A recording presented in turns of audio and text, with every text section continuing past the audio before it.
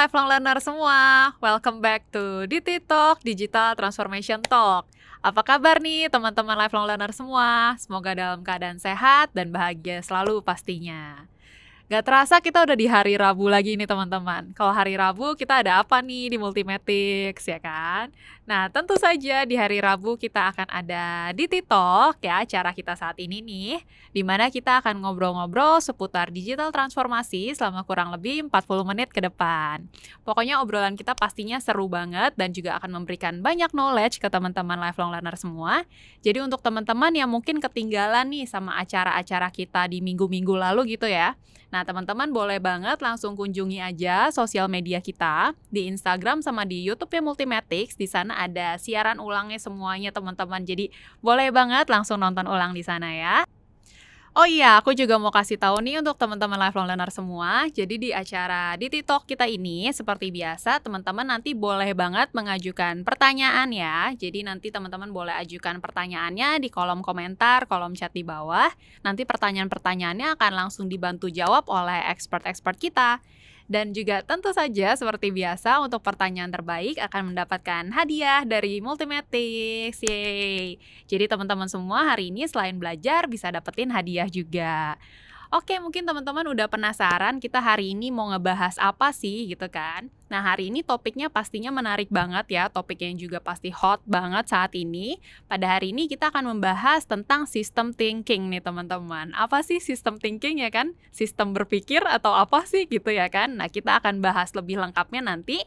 Langsung hari ini nih sekarang juga kita mau bahas. Jadi teman-teman pastikan stay tune karena kita akan bahas tentang system thinking ini. Jadi langsung aja teman-teman, hari ini pastinya aku nggak sendiri. Aku udah ditemenin sama expert kita. Langsung aja please welcome Dr. Agus Setiawan. Yeay. Tasya ya. Semangat ketemu pagi, lagi Pak kita Agus. nih ya. Semangat pagi semua ya. Pagi ya. Semoga kalau kami ini pada saat ini sehat. Semoga semua lifelong learners dimanapun berada tetap sehat ya Tasya ya. Amin. Harus Tetap sehat-sehat terus betul pokoknya ya. Dan terus semangat untuk bisa menjadi lifelong learner ya. Sebagai manusia pembelajar ya. Siap. Ya, oke. Jadi teman-teman lifelong learner semua, hari ini kita akan bersama dengan Pak Dr. Agus Setiawan lagi. Sesuai yang tadi aku juga udah sebutkan, kita hari ini akan bahasnya tentang system thinking. Wah, nih ya Pak Agus. Apa Tasya? Tasya kalau bikin topik jangan yang susah-susah Tasya ya. Apa itu system thinking kayaknya Tasya? belum pernah terdengar ya. Kita belum pernah sebut-sebut nih tentang system thinking ya kan. Aduh. Nah jadi aku mau tanya nih sama Pak Agus ya kan. Kira-kira kenapa sih Pak Agus mau ambil topik tentang system thinking ini gitu? Apa yang menarik? Siap ya. Jadi sesuai dengan topik kita, pembahasan setiap minggu berkaitan dengan digital transformation ya. Betul ya Tasya. Jadi hampir setiap minggu kita tetap konsisten bahas terkait dengan digital transformation. Jadi saya percaya bahwa topik-topik ini akan membantu terutama untuk customer klien kita agar organisasi mereka bisa berhasil dalam bertransformasi ya Tasya ya. Dan tapi saya percaya bahwa ketika bicara tentang transformasi itu memang tidak mudah ya. Nah oleh karena itu saya ingin sharing sesuatu berkaitan dengan system thinking. Tujuannya apa? Tujuannya adalah bahwa agar ketika kita sedang bertransformasi, view kita bisa agak lebih lebar. Oke. Gitu ya. Kemudian kalau kita lihat permasalahan, boleh gak lihat permasalahannya tidak hanya pendekatan dengan root cause analysis. Karena itu kan yang diajarkan ya. Bagaimana ketika kita menemukan satu problem lalu dicari root cause-nya ya. Lalu dicarilah solusinya ya. Saya katakan itu tidak salah ya. Tapi kalau kita bicara terkait dengan transformasi satu organisasi, itu kan sangat luas Tasya ya. Problemnya pun juga sangat kompleks sehingga kalau view kita nanti hanya sempit, hanya kepada satu titik, sehingga ada banyak hal-hal yang lain tidak tercapture. Oleh karena itu topik hari ini memang agak sedikit berat nih Tasya ya. Iya ya. Kita akan membahas terkait dengan system thinking di dalam digital transformasi atau transformasi digital ya.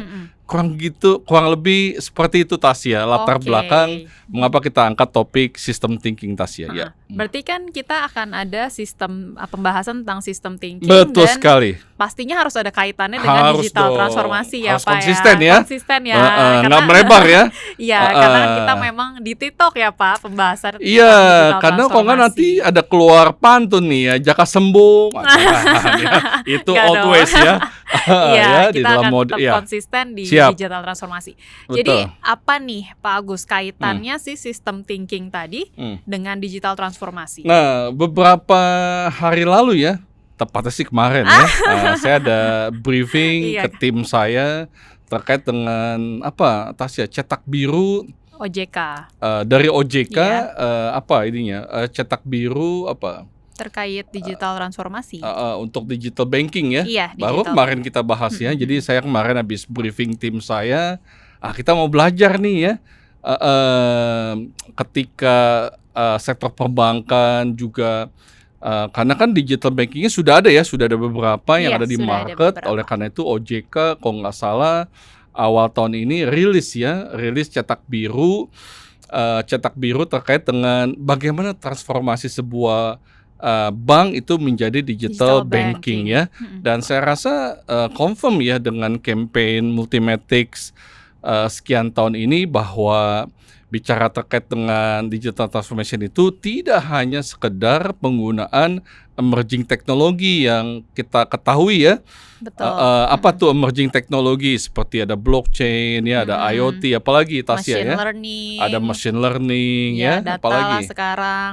Yes, betul, apalagi Sistem-sistem. sistem-sistem Pokoknya ya. segala apapun dijadikan teknologi. Iya ya, ada robotic process automation ya, dan banyak lagi ya. Nah, karena saya percaya bahwa kalau Porter dia bilang begini ya, semua sebenarnya penggunaan teknologi itu tujuannya adalah bagaimana satu organisasi itu bisa hyper efisien sebenarnya ya, and it is not about the strategy.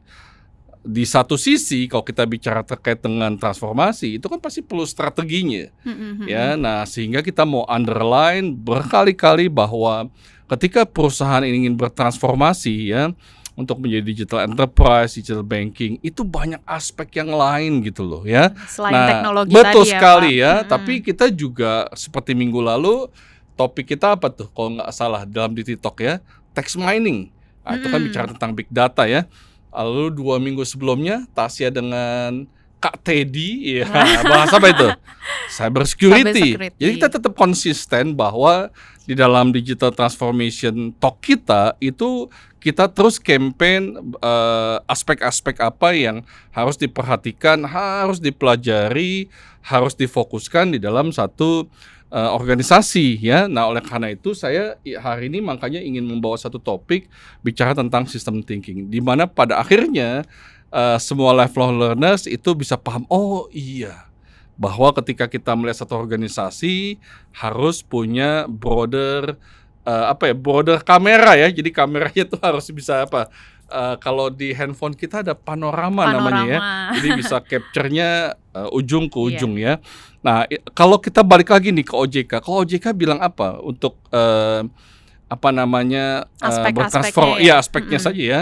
Karena pas saya tanya dia ini, karena kemarin saya baru sharing ya. Ayo, ada apa saja? Aspeknya ada data ya. Kedua, teknologi, ada teknologi. terus ada risk, ada risk management, manajemen resiko ya. Lalu ada collaboration, ada institusi, ada tatanan institusi di dalamnya, ada organization di dalamnya ya. Dan terakhir customer. Ada customer ya. Nah, itulah yang harus diperhatikan di dalam satu organisasi gitu ya. Nah, oleh karena itu kalau kita mengutip dari university yang well known ya, seperti di US ya, atau beberapa big consulting company, jadi waktu bicara digital transformation itu kan terdiri dari berapa suku kata, Tasya? Digital dan transformasi ya. Nah, kalau kita bicara digital, salah satunya adalah bagaimana terkait dengan perubahan bisnis yang sangat cepat yang di-triggernya kan oleh emerging teknologi ya. Betul. Tadi yang saya sudah sampaikan. Nah, kalau kita bicara tentang transformasinya, itu kan bicara tentang perubahan sebenarnya ya. Nah, jadi kalau kita bicara tentang digital transformation, sebenarnya adalah bagaimana satu organisasi ya, di mana enabler-nya ada teknologi, tapi kalau kita bicara perubahannya meliputi semua aspek tuh ya. Di mana di situ ada apa kalau based on OJK? Tadi. Bagaimana melihat customer. Kalau kita lihat dokumen OJK tuh paling bawahnya tuh sebenarnya customer. Jadi goals-nya kalau OJK tuh cuma satu aja. Goals-nya itu apa? Customer ya, di mana di atasnya itu ada ada data, teknologi dan sebagainya ya. Nah, jadi perubahan itulah yang harus terjadi ya. Jadi tidak hanya dari sisi teknologi ya. Nah, ada satu buku yang terakhir saya baca, Strategic Digital Transformation. Wah, itu bukunya menarik ya, by Alex, by siapa ya? By Fenton ya. Ada juga satu penelitian yang kemarin saya baca dan juga sangat menarik. Nah, untuk bisa bertransformasi katanya perlu ada digital capability. Jadi di riset paper ini dia nggak mengatakan aspek atau domain, tapi dia katakan digital capability itu ada 6 ya. Nah, 6 itu dibagi 2, satu adalah enabler-nya, kemudian ada goals-nya ya. Apa itu enabler-nya? Setuju, pasti ada teknologi ya. Nah, yang kedua ternyata adalah bicara terkait dengan transformation capability. Punya kemampuan nggak satu organisasi itu untuk melakukan transformasi? Ya. Karena itu juga urusan yang sangat bukan remeh-temeh ya, itu urusan yang besar juga. Kalau leaders-nya tidak bisa mentransform, kan juga useless teknologinya ya. Iya. Kemudian yang ketiga inovasi, itu menjadi enabler ya. Jadi enabler-nya 3, teknologi, transformasi, lalu inovasi ya. Goals-nya apa? Nah, dengan demikian tujuannya adalah bagaimana customer-nya bisa dimenangkan, gitu ya. Kemudian yang berikutnya adalah ini ya, bagaimana goals-nya itu bisa memiliki effective knowledge worker ya, punya satu SDM yang efektif dan juga knowledgeable ya. Nah, yang ketiga ya, dari goals-nya itu saya lupa ya. Tapi ada 6 ya, 3 itu sebagai enabler, kemudian goals-nya itu customer, kemudian dia ada effective knowledge worker, nanti saya tambahkan ya di bawah ya. Tapi pada poinnya adalah memang tidak hanya satu aspek. Nah, oleh karena itu kita masuklah kepada system thinking ya. Nah, oleh karena itu ketika tadi domainnya cukup banyak atau aspeknya cukup banyak, oleh karena itu as a leader di dalam satu organisasi harus bisa menjadi orchestrator. Bagaimana memanage aspek-aspek ini supaya semuanya bisa berjalan dengan baik. Karena kalau ada 1-2, kalau versinya OJK misalnya ada domain, kalau di Multimetrics juga domain juga ya, kalau tadi yang research paper misalnya capability. Nah, kalau ada 1-2 yang tidak dikelola dengan baik, oleh karena itu transformasinya pun juga tidak berjalan dengan baik ya. Nah, oleh karena itu Pak, bisa dijelasin lagi nggak Pak, system thinking itu seperti apa ya? Mungkin saya coba lihat opposite-nya aja deh. Lihat opposite-nya ya. Nah, berarti kalau ada system thinking berarti ada traditional thinking ya, ada traditional analysis ya. Nah, tadi saya bilang di awal, kalau kita bicara terkait dengan traditional thinking, pada umumnya mereka melihat permasalahan, kemudian dia cari akarnya ya, akar permasalahannya aja ya. Iya, gitu ya. Nah, lalu dicari solusinya. Padahal sebenarnya setiap keputusan yang diambil itu akan berdampak kepada yang lainnya. Muncullah Jay Forrester, profesor dari MIT Sloan. Ini nama-nama ini yang memang orang-orang yang memang mendorong atau sebagai yang campaign atau yang memang menggunakan sistem thinking di dalam management approach-nya ya. Ada siapa lagi ya? Ada Peter Senge ya. Nah, itu bukunya The Fifth Discipline. Itu juga membahas terkait dengan sistem thinking ya. Nah, jadi kalau misalnya Pak Agus berkali-kali, mungkin udah 2-3 kali ya, melihatnya ketika mencari solusi hanya mengejar root cause-nya, memang contohnya seperti apa? Contohnya misalnya ya, kita perhatikan ini banyak ya ilustrasi-ilustrasi. Saya rasa konteksnya misalnya yang ada di Indonesia deh ya. Saya rasa di Indonesia itu kalau kita bicara tentang dunia teknologi, dunia startup gitu ya, tentang dunia disrupsi, saya rasa suka nggak suka kita harus merefernya kepada Gojek kali ya. Iya. Betul ya, saya rasa Lalu, Gojek itu sangat luar biasa ya. Apa sih manfaat dari keberadaan Gojek ini, Tasya? Manfaatnya banyak sih, Pak. Banyak banget, saya setuju banget iya. ya. Iya, silakan. Iya, awalnya kalau misalkan yang bisnis model yang pertama ya, yang transportasinya itu, kalau dulu kan kita misalkan mau naik ojek harus nyari ya, Iya, kita yang nyari betul. kemana, kadang udah nyari juga nggak ketemu ya Pak, susah betul, banget. betul, Nah kalau betul. sekarang tinggal pakai aplikasi, Gojeknya yang Betul, datang ke kita betul. gitu kan ya. Terus yang lain-lain juga sekarang GoFood dan lain-lain, intinya sekarang nggak usah kita yang nyari, kita yang didatengin gitu lah ya Pak, Iya. keuntungannya. Iya, jadi sebenarnya kalau kita bicara perusahaan yang tadi kita bahas gitu ya, sebenarnya manfaatnya sangat luar biasa ya. Terutama dari sisi apa? Dari sisi unemployment. Betul nggak? Unemployment apa itu? Yang ini tidak bekerja, bekerja. betul ya. Walaupun tidak hanya tidak bekerja, tapi saya percaya bahwa dengan keberadaan perusahaan ini menambah lapangan pekerjaan, dan itu nggak Besar-besaran tanggung-tanggung ya, Pak. besar. Jadi saya rasa itu sangat membantu pemerintah gitu ya. Kemudian juga dari sisi pekerja bisa mendapatkan pekerjaan, pemerintah juga dapat manfaat, kita terutama ya lebih mudah ya, dimudahkan.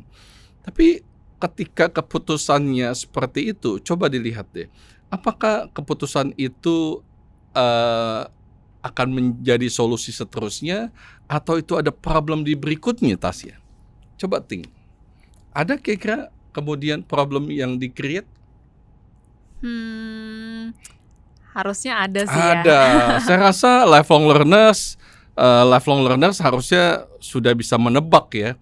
Betul ya, dengan keberadaan perusahaan ini, apa yang terjadi, yang kita lihat di ini aja, yang kita lihat di secara kasat mata misalnya. Satu misalnya apa? Berarti kan armada kan tuh mereka pakai pakai motor dan mobil ya. Iya. Kalau kita bicara motor, apa yang mau kita lihat ya? Ya semakin padat. Semakin padat ya. Itu akan menjadi problem nggak buat pemerintah?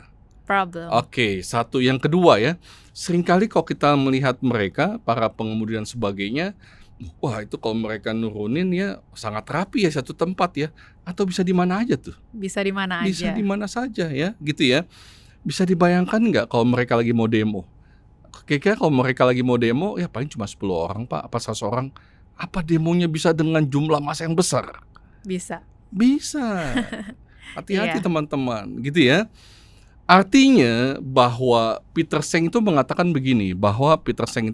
bahwa today's problems comes from yesterday's solution. Wah itu kena banget di saya tuh ya. Saya kejar terus, ini apa maksudnya ya? Dibilang apa? Today's problems comes from yesterday's yes. solution. Jadi seringkali sadar nggak sadar, apa yang diputuskan baik oleh pemerintah, yang diputuskan oleh, karena konteks jangan pemerintah, konteks kita ini balik lagi kepada enterprise ya, konteks kita kajian kepada organisasi ya. Jadi seringkali keputusan yang diambil oleh satu organisasi itu sebenarnya everything is connected. Itu yang mau disampaikan oleh Forrester, Peter Seng dan sebagainya ya. Oleh karena itu berpikirnya tidak boleh hanya satu titik. Kita harus lihatnya secara broader. Sehingga keputusan yang kita ambil dengan menggunakan sistem thinking, kita sudah bisa lihat tuh nanti apa yang akan terjadi, kemudian itu pun juga disiapkan. Tapi saya percaya bahwa pemerintah kita pun juga harusnya paham ya, karena kan pemerintah kita di belakang kan banyak tenaga ahli ya, betul ya, ada menteri, artinya banyak orang pintar lah di sana ya, dan sepemahaman saya juga mereka juga menggunakan pendekatan sistem thinking ya. Contoh misalnya kita geser sedikit ya, seperti COVID misalnya, 2019 atau 2020, 2021, itu setiap keputusan yang diambil oleh pemerintah itu nggak hanya satu decision, disiapkan juga keputusan-keputusan yang lain. Contoh misalnya, Anda ini nggak boleh berdagang misalnya. Wah, itu keputusannya baik buat menekan COVID ya. Iya, betul nggak? Waktu itu. Tapi kalau nggak boleh berdagang, apa yang terjadi? Dapat uangnya dari mana? Banyak orang-orang yang berdagang itu atau bekerja, yang kalau dia nggak bekerja nggak berdagang, besok nggak makan tuh. Iya. jangan berpikir sebagai profesional yang mungkin gajinya bulanan ya. Nah, oleh karena itu dengan menggunakan sistem thinking, ketika dia ngambil satu keputusan, dia sudah siapkan program-program yang lain supaya dia bisa membalancekan. Kurang lebih begitu Tasya ya. Nah, balik lagi nih ke konteks kita. Karena konteks kita adalah bicara tentang digital transformation, oleh karena itu kita ingin membahas bagaimana peran sistem thinking untuk membantu organisasi agar transformasinya bisa berhasil. Kira-kira Tasya sudah bisa menangkap belum? Oke, jadi yang tentang sistem thinking ini yang quotes tadi menarik sih Pak. Ya, jadi today's problems comes from yesterday's solution ya. Bener juga ya kalau dipikir-pikir ya. Coba perusahaan mining, perusahaan CPO misalnya, itu kan dampaknya ya. Tapi harusnya ya mereka juga punya aktivitas-aktivitas, program-program, inisiatif-inisiatif agar bisa membalancekan. Kalau tidak, kalau hemat saya, bisnis-bisnis seperti itu tidak sustain ya, karena hari ini kan masyarakat kita juga sudah aware ya dengan climate changes dan sebagainya. Itu tadi tuh konteks yang 2 perusahaan yang tadi industri yang saya bahas ya. Jadi kalau hemat saya dalam satu organisasi itu ternyata perlu ya satu skill set yang dimana Multimatic sebagai apa nih? Sebagai knowledge based company, sebagai perusahaan yang menawarkan jasa di bidang pelatihan, sertifikasi dan juga layanan konsultasi gitu ya. Jadi ternyata organisasi itu juga harus punya satu capability atau skill set di system thinking supaya broader dia punya picture atau vision ya. Nah, kalau saya mengutip nih dari Peter Senge, dia punya satu quotes begini ya. So vision without system thinking, ya. So end up painting lovely picture of the future with no deep understanding. Jadi satu visi tanpa system thinking itu seperti gambar yang sangat indah, tapi tidak bisa dipahami, gitu ya. Nah, lalu ada kelanjutan lagi nih ya. Of the forces that must be mastered to move from here to there. Jadi ada satu visi, tapi dia juga nggak paham nih bagaimana mencapai kepada satu titik yang memang diinginkan. Nah, oleh karena itu di Multimatics ya kita mendorong organisasi juga harus memiliki skill set atau capability di System thinking. Mungkin begitu. Nah berarti kan kita akan mulai masuk nih ke sistem thinkingnya ya nih ya Pak Agus. Nah aku mau ngingetin dulu nih ke teman-teman live learner semua yang punya pertanyaan nanti ya boleh banget langsung ditanyakan aja di kolom komentarnya karena nanti akan kita bantu jawab ya Pak Agus ya. Jadi langsung diketik-ketikan aja komentarnya. Oke Pak Agus, berarti kita mulai masuk ke sistem thinkingnya nih ya. Betul. Jadi kalau si sistem thinking sendiri ini tuh dia tuh ada frameworknya atau bagaimana sih Pak? Iya, tetap ada satu ini ya, ada satu frameworknya, ada best practice-nya. Berarti sesuatu yang bisa disimulasikan dan bisa diimplementasikan ya. Dan oleh karena itu, kalau tadi dalam sebelumnya saya mengatakan bahwa ketika kita mengambil satu keputusan itu kan ada apa tuh? Ada efeknya ya. Iya, ada umpan baliknya ya. Nah, oleh karena itu nanti salah satu yang kita pelajari adalah kita sebut dengan CLD ya, yaitu ya causal loop diagram ya. Nah, itu yang kita akan pelajari ya. Nah, untuk topik system thinking hari ini agak spesial nih.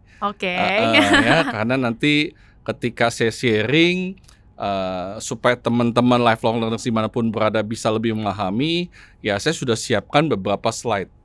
Jadi ketika nanti saya sharing, teman-teman bisa lihat slide supaya nanti dia bisa lebih memahami ada visualnya ya Pak. Nah, jadi kalau kita bicara terkait dengan terkait dengan system thinking, nanti ada namanya CLD, causal loop diagram gitu ya. Nah, nanti kita akan bikin apa nih? Ya bikin diagram gitu ya. Nah, nanti dia ada yang bentuknya reinforcing sama balancing ya. Jadi kalau reinforcing itu ada tanda positif, dia artinya apa tuh? Memperkuat. Ya. Kalau dia minus, dia lakukan apa? Balancing Ya. Nah, sebelum kita masuk ke dalam kasus yang digital, saya kasih contoh dulu deh ya. Nah, lifelong learners coba lihat di dalam image yang saya berikan ya. Nah, di situ ada yang namanya traffic congestion. Oke, apa tuh? Apa kalau traffic congestion itu apa? Berarti apa tuh? Kepadatan ya, kepadatan lalu lintas ya. Oleh karena itu, siap. Oleh karena itu solusinya adalah kita harus bikin kita perlebar jalanan ya, kita perluas jalanan ya, misalnya dengan membangun tol atau kita melebarkan jalanan nih. Jadi apa Tasya? Jadi ketika ada kepadatan jalanan yang sangat luar biasa, solusinya apa? Memperlebar jalan. Ya. Selain memperlebar, apalagi membuat jalan tol ya. Kurang lebih kan begitu ya. Itu yang saya katakan bahwa ketika view-nya hanya satu, kemudian jangan-jangan, kan tadi Peter Seng mengatakan apa? Today's problem comes from yesterday's jadi solution. Ketika keputusannya adalah membangun satu jalan baru dan sebagainya, coba lihat di slide yang saya berikan ya. Nah, jadi di situ apa tuh? Ada traffic congestion ya, sehingga solusi yang diberikannya adalah new road construction. Coba dilihat ya, yang di gambar berikutnya. Nah, dengan menambah jalanan, yang terjadi adalah menambah jumlah mobil. Betul ya? Betul, nah, lalu dilihat gambar tadi tuh. Dengan ada bertambahan jumlah mobil di jalanan akan menyebabkan apa? Makin macet. Jadi muter aja teman-teman. Gitu ya Tasya ya. Jadi muter dan sebagainya. Oleh karena itu, itulah yang kita ingin dorong bahwa lifelong learners dimanapun berada, profesional dimanapun berada gitu ya, terutama semua untuk para pelanggan Multimetrics, ternyata ketika kita memutuskan sesuatu, kita percaya bahwa everything is connected. Jadi key line-nya apa? Underline-nya apa? Keywords-nya everything is connected ya. Jadi artinya harus juga dibuatkan satu pendekatan yang hari ini kita mau sharing, sehingga view-nya bisa lebih luas, view-nya bisa luas ya. Nah, kalau di sini dikatakan bisa seeing the big picture ya, ada structure influence performance ya, bahwa satu akan mempengaruhi lainnya. Kemudian juga kita harus menguji, jangan-jangan kita create our own problem gitu ya. Jadi lifelong learners ya dimanapun berada, saya percaya ketika teman-teman lihat slide ini, teman-teman, ini loh yang dimaksud oleh Pak Agus atau sistem thinking ya. Nah, oleh karena itu di dalam menit-menit berikutnya ya, kita masih ada cukup waktu ya. Nah, kita mau kasih dulu gambar seperti ini ya. Jadi teman-teman lihat, jadi kalau ada dari A ke B, dia tandanya positif, artinya dia memberikan pengaruh positif atau memperkuat. Jadi kalau A-nya diperkuat, maka B-nya akan lebih kuat ya. Nanti ada W ke Z, di mana ada tanda minus gitu ya. Artinya apa?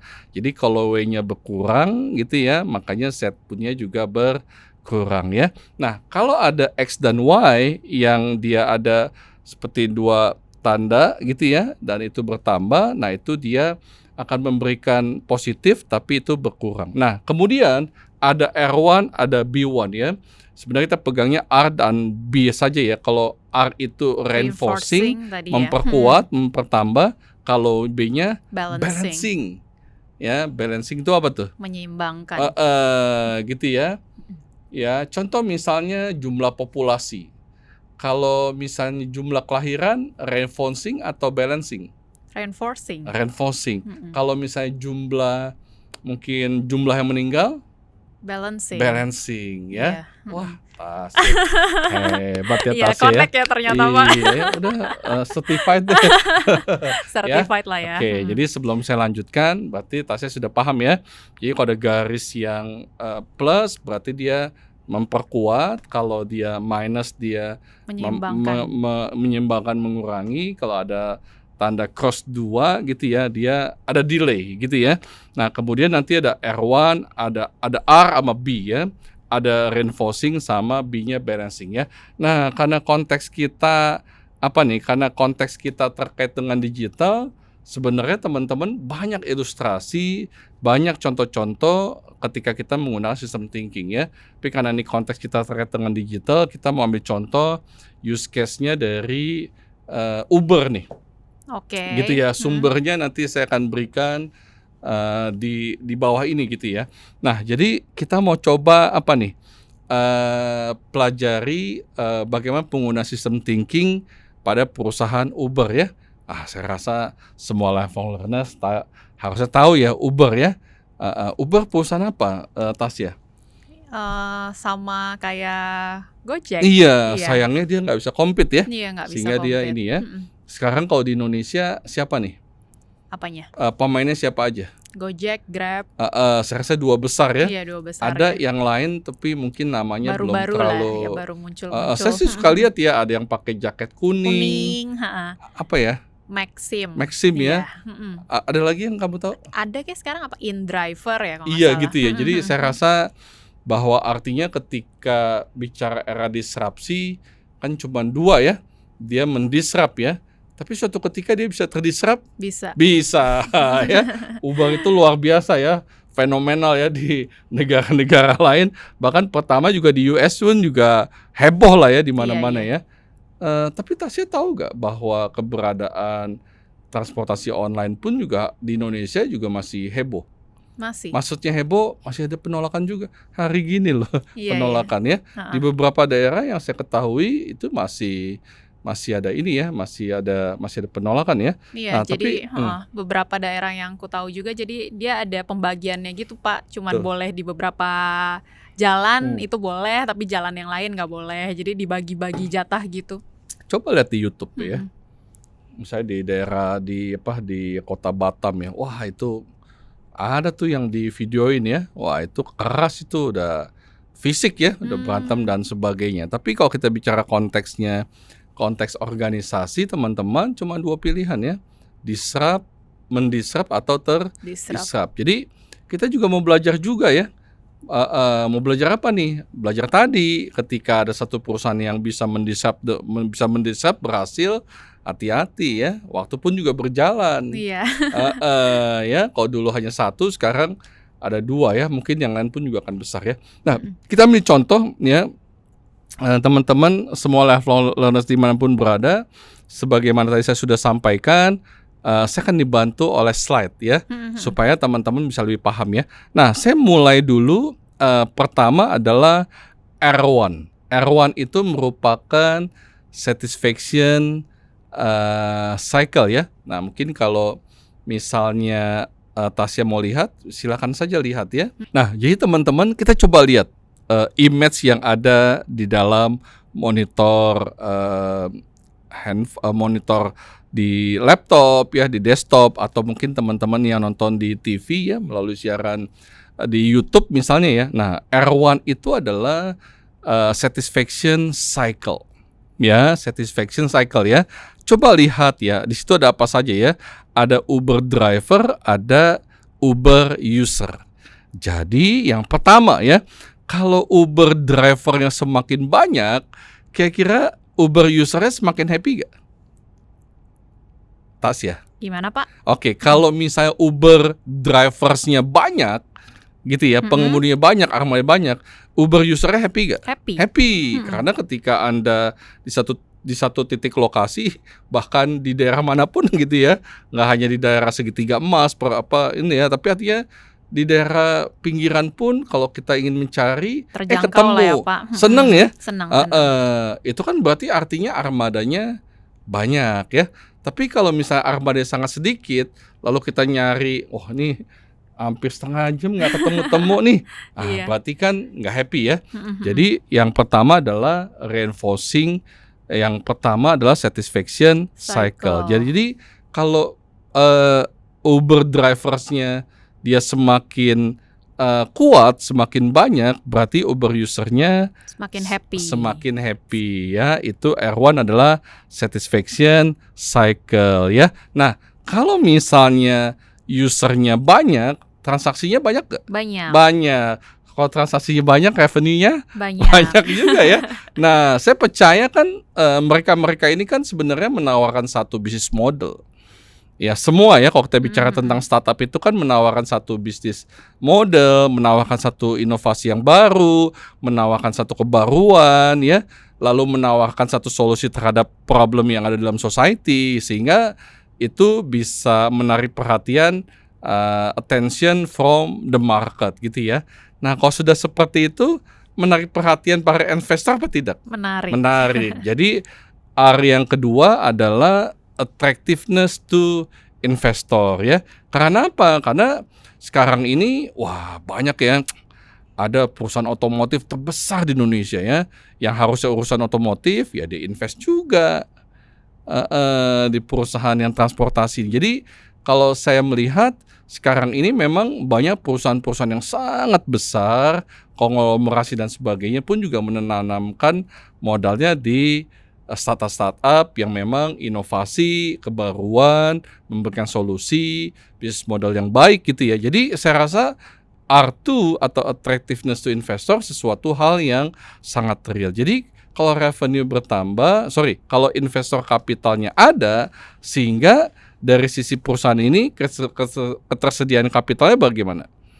Bertambah ya. Juga. Jadi available capitalnya juga bertambah gitu ya. Nah, sehingga ya, wah ini tiba-tiba Pak Agus gambarnya jadi banyak ya. Nah, teman-teman lifelong learners dimanapun berada, konsentrasi ya. Kalau enggak nanti bingung ya.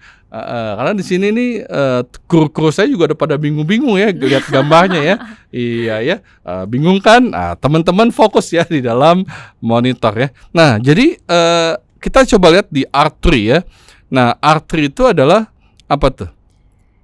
IT investment. Nah, sekarang kalau ada modal kan yang namanya mereka teknologi company apa tuh? Ya pasti mereka akan memperkuat ya dari sisi IT-nya ya. Nah, sehingga kalau misalnya ada IT investment ya, nah di situ ada IT development ya. Nah, sehingga ketika nanti implementasi dan sebagainya, sehingga apa tuh adequacy of IT infra, kecukupan IT infranya juga semakin lama semakin membaik ya. Iya. Nah, kalau misalnya IT infra yang makin membaik, bagaimana apps ya? Jadi lebih baik juga, jadi nilai jual makin ya. seamless lah, makin cepat lah, User gitu friendly. ya, user friendly lah ya. Kalau saya nggak tahu apakah Tasya pengguna Grab atau Gokar atau Gojek? Dua-duanya Pak. Dua-duanya ya.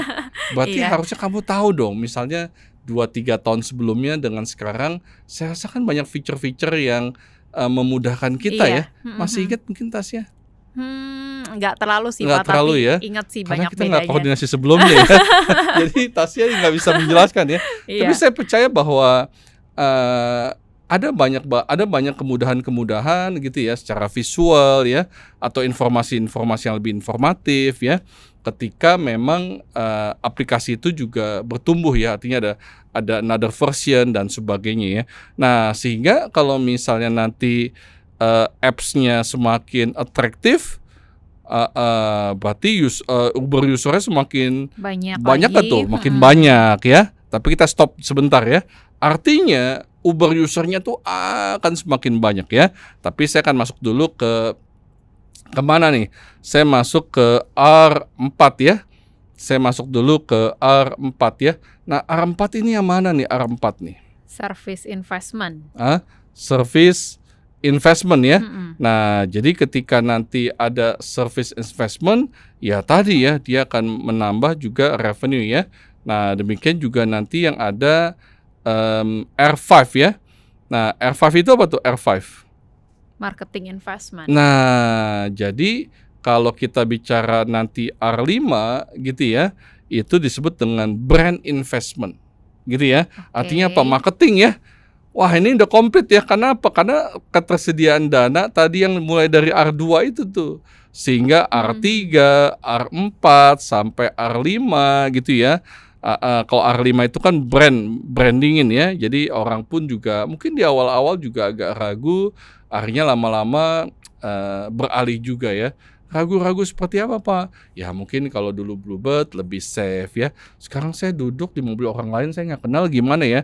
Tapi kan campaign terus mereka ya bahwa ada kesadaran bahwa ini safe loh dan sebagainya. Sehingga sekali lagi ya, itu akan menambah brand equity yang pada akhirnya akan menambah jumlah pelanggan yang cukup banyak ya. Keywordnya apa? Keywordnya adalah ketika ada reinforcing, berarti Uber usernya tuh semakin sangat luar biasa. Nah, kita masuk ke tahap berikutnya ya. Yaitu apa nih? Masuk kepada balancing ya. Dia akan menyeimbang atau dia akan mengurangi ya. Nah, tadi kan kita sudah cerita tuh ya. Ada R2, R3, R4, R5 gitu ya. Nah, yang memperkuat ya. Nah, mulailah sudah muncul B1, B1 ya. Itu apa tuh? Drivers on hold gitu ya. Nah, jadi ketika semakin banyak apa nih? Semakin banyak pengemudi, semakin banyak yang apa? Yang menggunakan dan sebagainya. Akhirnya apa nih yang bisa terjadi nih? Mungkin appnya lemot. Iya, ya, saya percaya ya. Ketika di awal-awal, misalnya lagi hujan ya, atau misalnya ya lagi peak ya. Nah itu kan kita juga merasakan loh, kok ini apps-nya apa ya? Apps-nya jadi nggak kayak biasanya ya, nggak secepat biasanya. Gitu ya. Artinya apa? Kalau misalnya pengemudi semakin banyak, nah artinya apa? Coba lihat tanda panahnya kemana tuh. Nah jadi ketersediaan service infranya pun juga tersendat gitu ya. Nah itu bicara tentang B1 ya. Coba lihat B2. Nah B2 itu muncullah disrupsi. Tadi saya sudah bilang ya, ada perusahaan yang memang dia mendisrupt tapi dia tidak bisa mempertahankan, dia pun juga bisa terdisrupt ya. Tadi saya bertanya apakah Uber hari ini ada ya, ya mungkin sudah shifting gitu ya. Nah, di B2 itu adalah bicara tentang disruptif. Yaitu apa? Karena semakin karena ada kompetitor dan sebagainya. Nah, sehingga apa? Beberapa pelanggan pun ya pasti dia akan coba mencari alternatif yang lain gitu ya. Nah, kalau sudah seperti itu kan jadi apa tuh? Dia akan ya akan mempengaruhi juga ya, itu B2 ya. Nah, lalu B3 ya. B3 itu bicara tentang apa tuh? Cyber security. Saya rasa ini bukan sesuatu yang aneh ya. Saya rasa ketika bicara terkait dengan digital ekonomi, digital market dan sebagainya, saya rasa banyak yang sudah kita dengar lah ya gitu ya, perusahaan-perusahaan yang enable sebagai teknologi, akhirnya datanya terbreach, sistemnya terbreach ya. Nah, jadi kalau kita bicara di B3 apa tuh? Nah, jadi ada cyber security ya, karena data volume-nya sangat tinggi ya. Nah, kalau kayak begitu kan berarti IT infranya harus di apa tuh? Upgrade lagi. Di-upgrade lah, diperkuat lah. Gitu ya. Nah, kalau misalnya harus diperkuat dan sebagainya, coba lihat di B4, B4 ya. Ada namanya service adjustment, sehingga harus ada penyesuaian lagi. Nah, kalau ada penyesuaian lagi, dia akan memakan sumber daya yang banyak. Makan banyak ya. Kemudian selain memakan sumber daya yang banyak, perlu ada investasi baru apa enggak?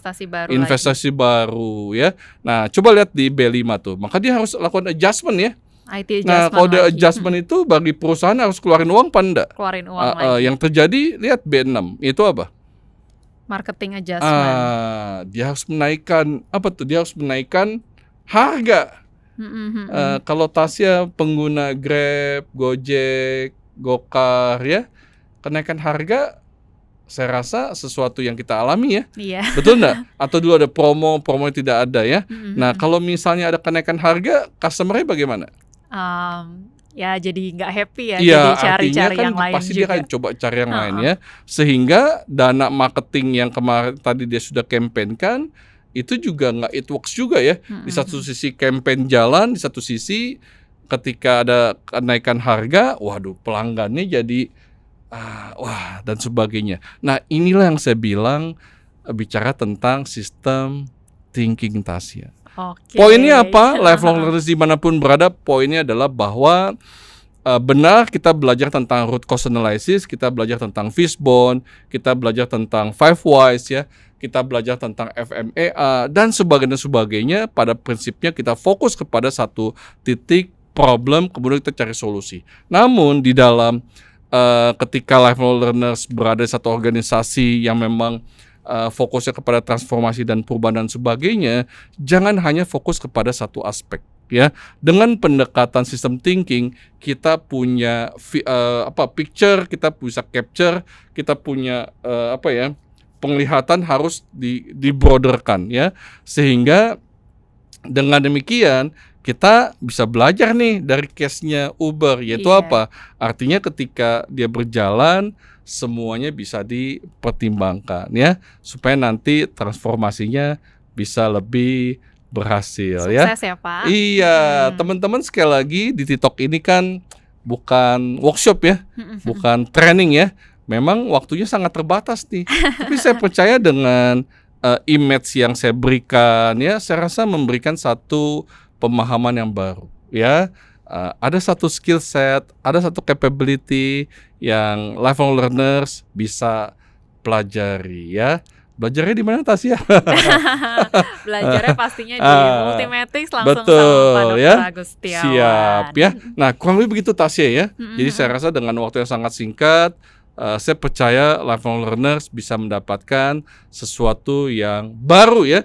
Karena setiap minggunya akan ada kebaruan-kebaruan terkait dengan digital transformation Tasya ya. Iya. Silakan Tasya. Oke, makasih banyak Ya. Pak Agus untuk pembahasannya Sama-sama, hari ini Tasya. tentang system thinking ya. Ini baru ya Pak, benar-benar apa sih, untuk aku sih baru ya. Iya, betul ya. Baru dengar banget soalnya, dan menarik ya. Ternyata kita emang kalau misalkan memutuskan sesuatu tuh harus lebih luas ya pandangan ini Pak. Biar betul ya. ke depan di depan tuh ada sandungan-sandungan apa kita udah tahu duluan ya. Jadi teman-teman lifelong learner semua yang mau belajar lebih lanjut lagi tentang system thinking dan juga pastinya banyak skill set yang lain, boleh banget langsung ke Multimatics, nomornya ada di bawah ini. Oke. Nah, karena sudah durasi nih ya Pak Agus. Udah gini-gini nih. Iya, nih di belakang kita semuanya udah angkat tangan nih ya. Iya. Jadi sayang sekali lifelong learner semua, kita harus tutup nih Siap, TikTok ya. kita pada hari ini. Jadi sekali lagi makasih banyak Pak Agus untuk sharingnya, pastinya menambah knowledge kita semua. Teman-teman lifelong learner semua, thank you yang udah stay tune dari tadi jam 12 nih. Yang makan udah pada habis semua nih pasti Pak. Lifelong learners yang telah nonton video ini dan merasa bahwa video di TikTok itu bermanfaat, jangan lupa diapain dong? Jangan lupa juga untuk di like, comment, subscribe, dan di share ke teman-temannya semua biar bisa belajar bareng-bareng ya Pak Agus. Oke, jadi teman-teman lifelong learner semua, mengingatkan juga jangan lupa untuk follow Multimatics di semua sosial media kita, ada di bawah ini. Dan jangan lupa juga untuk follow Instagramnya Pak Dr. Agus Setiawan di @agus.setiawan.drm ya, betul ya Pak. Di situ Pak Agus juga suka sharing-sharing tentang knowledge yang pastinya seru-seru banget teman-teman lifelong learner semua. Jadi makasih banyak udah stay tune hari ini. Sampai jumpa di TikTok kita minggu depan. Dadah. Turn knowledge into performance ya. Bye Bye bye. See you ya. Thank you so much ya.